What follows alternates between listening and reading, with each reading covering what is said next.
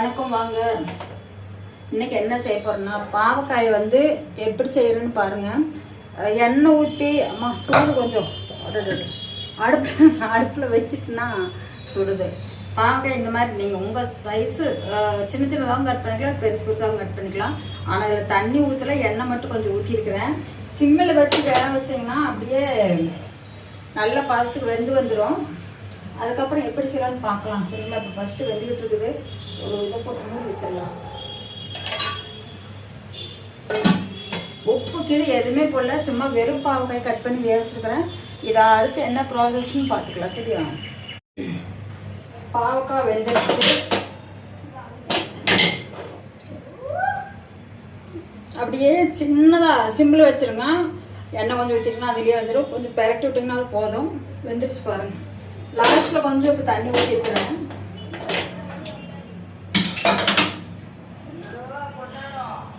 அதுக்கு வந்து சின்ன வெங்காயம், தக்காளி பழம், குழம்பு மிளகாய் தூள் போட்டுக்கிறேன். இது போட்டு அரைச்சி அதில் ஊற்றிட்டு பார்ப்போம் வாங்க. பாவக்காய்க்கு ஊற்றுறலாம் அரைச்சிச்சா தேங்காய் பால் இருக்குது, அதை ஊற்றுவேன்.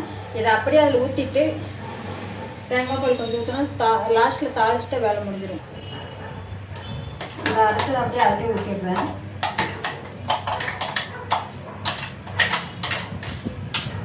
தக்காளி போட்டிங்கன்னா முழுசாக போட்டோன்னு வச்சுங்களேன், அப்படி அப்படியே இப்போ வர ஹைப்ரிட்கெல்லாம் அப்படியே நின்றுது. அதனால் அந்த டேஸ்ட்டும் தெரியாது, அதுக்கு விட்டமின்ஸ் நமக்கு கிடைக்காம போயிடும். அந்த தண்ணியும் இப்போ இதிலே ஊற்றிட கழுவிட்டு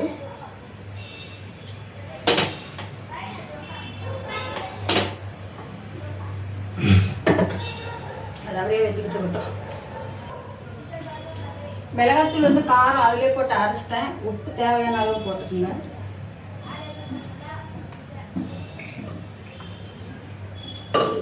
பத்தாதோன்னு தோணிச்சு போட்டேன். தேங்காய் பால் இருக்குது, அதை அப்புறம் ஊற்றலாம் லாஸ்ட்டில் வாங்க. அதே பாத்திரம் சின்னதாக போயிடுச்சிங்களா தண்ணி ஊற்றி வேக வைக்கிறதுக்கு. அதனால பாத்திரத்தை மாற்றின வேறு வழி இல்லை. இந்த புளி இவ்வளோ போடுற பாருங்க. இந்த புளி வந்து புளிப்பே இருக்காதுங்க, அதனால கொஞ்சம் அதிகமாக போடுறேன். நான் எப்பவுமே வந்து கரைச்சிக்கிட்டு ஊற்றிட்டுலாம் இருக்க மாட்டேன். ஃபஸ்ட்டுலாம் பண்ணிக்கிட்டு இருந்தேன். அதுக்கப்புறம் நம்ம வேலை சோம்பேறி ஆயிடுச்சா, அதனால தூக்கி அப்படியே கழுவிட்டு அப்படியே போட்டுறது. போட்டுட்டு அது லாஸ்ட்டில் வெந்து ஒரு இடத்துல தனியாக இருக்கும். அதை நம்ம ஊற்றுறப்ப எடுத்து பக்கத்தில் வச்சுக்கலாம். அதில் இருக்கிற விட்டமின்ஸ் மொத்தம் வரட்டும். ஓம் நம சிவாயா. இதில் நம்ம தண்ணி இருக்குது, அதையும் வச்சுக்கலாம். அரைச்சோம்ல அதோடைய தண்ணி மறுபடியும் கொஞ்சம் வெந்துக்கிட்டு இருக்குது, இருக்கட்டும். அதுக்குள்ளே நம்ம இதை தாளிச்சிருக்கோம். கொஞ்சம் எண்ணெய் ஊற்றிட்டு அதிலே நிறைய எண்ணெய் ஊற்றிட்டு அது கொஞ்சமாக ஊற்றினா போதும். நீங்கள் எண்ணெய் நிறையா சாப்பிடுவோம் அப்படின்னா ஊற்றிக்கிங்க, ஒன்றும் பிரச்சனை இல்லை. ஆமாம், என்னத்தை போட போகிறோம்? கடுகு. எல்லாத்துலேயும் கடுகு தான் முதலாலாம் நிற்கிது. கடுகு, உளுந்து பருப்பு, ஜீரகம்,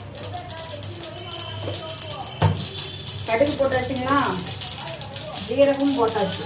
ஓகே, இப்போ அதுக்கடுத்து கருவேப்பிலை, ஒரு வரமிளகா, ஒரே ஒரு வரமிளகா போட்டுக்கிறேன். அதுக்கடுத்து வெங்காயம்.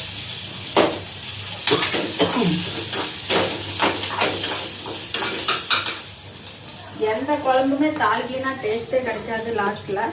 நான் கொஞ்ச நாள் அப்படித்தான் பண்ணிட்டு இருப்பேன். சும்மா வேக வச்சு அப்படியே சாப்பிட்டுட்டு இருந்தேன். உடம்பு ரொம்ப முடியாமல் போய்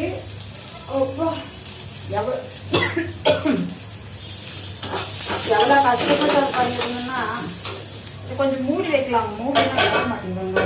இப்போ ஆல்ரெடி இது போட்டுட்டேன். கொஞ்சம் பொரிக்கிட்டோம். பார்த்துக்கிட்டோம். இது வணங்கிருக்கு.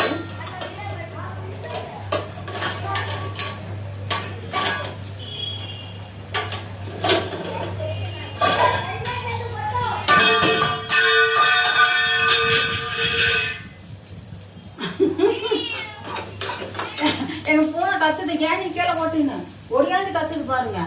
என்னடா கீழே விழுந்துருச்சு. எனக்கு மாமியா அது. அவ்வளோதான், நிப்பாட்டிட்டேன். இப்போ கரண்டி இருந்தால் ஆகும். கரண்டி இல்லாமல் அதில் போட் பண்ணிட்டேன்.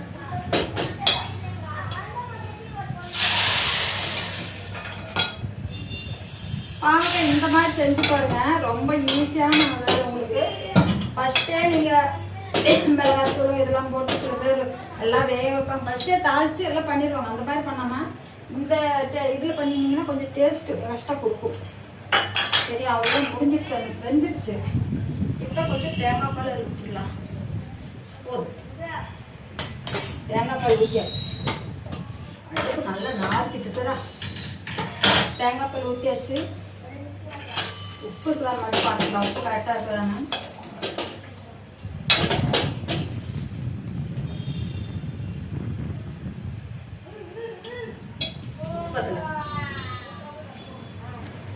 தேங்காய் ஊற்றிட்டு சும்மா ஒரே கொதி வந்தது இறக்கி வச்சுருங்க. ஏன்னா அப்படியே போட்டிங்கன்னா கொதிக்க விட்டிங்கன்னா அந்த டேஸ்ட்டு போயிடும்.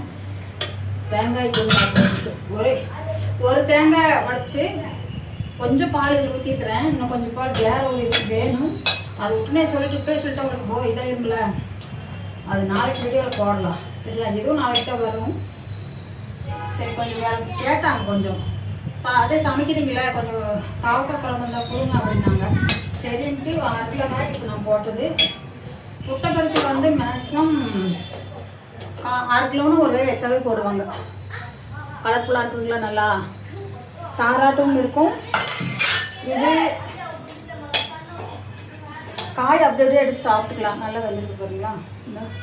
நம்ம வேணுங்கிறப்ப எடுத்து போக வர அப்படியே சாப்பிட்டுக்கலாம். அதுக்கடுத்து நம்ம குழம்பு தண்ணியாட்ட வேணும்னு எனக்கு ரொம்ப பிடிக்கும். தண்ணி மாதிரி வைக்கிற குழம்பு, ஏன் மூடி வைக்க போனே வேணாம், தண்ணி மாதிரி வைக்கிற குழம்பு எனக்கு ரொம்ப பிடிக்கும். அதனால நான் அதுக்காக வச்சேன். சப்போஸ் அரிசி சாப்பாட்டுக்கு சுடு சாப்பாட்டுக்கு போட்டு சாப்பிட்டா அவ்வளோ டேஸ்ட்டாக இருக்கும். வேணால் லைட்டாக கொஞ்சம் அதில் நெய் ஊற்றிக்கலாம். வேணும்னா அந்த கசப்பு தன்மை கொஞ்சம் அடிக்கும், இதாகும். இன்றைக்கி நான் கம்மஞ்சோறு வச்சேன்னா காலையில் இன்ன வரைக்கும் நான் சாப்பிடல. காலையில் 2 பாசிப்பருப்பு தோசை நேற்று பாவம் இருந்தில்ல, அதை ஊற்றி சாப்பிட்டேன். அதுக்கடுத்து இந்த ரேஷன் கார்டுக்கு அதுக்கு எதுக்குன்னு சொல்லி குழப்பரேசம் பண்ணி விட்டாங்க. அங்கே அலைஞ்சி இங்கே அலைஞ்சி, அதனால சாப்பிடல. சரி, சாயந்தரமாக சாப்பிட்டுக்கலாம். இன்றைக்கி விரதம். நன்றி, வணக்கம், பாய். பிடிச்சிருந்தா கமெண்ட் பண்ணுங்கள், சப்ஸ்கிரைப் பண்ணுங்கள், லைக் கமெண்ட் போடுங்க, ஹைப் ஆப்ஷன் கொடுத்துருங்க ப்ளீஸ்.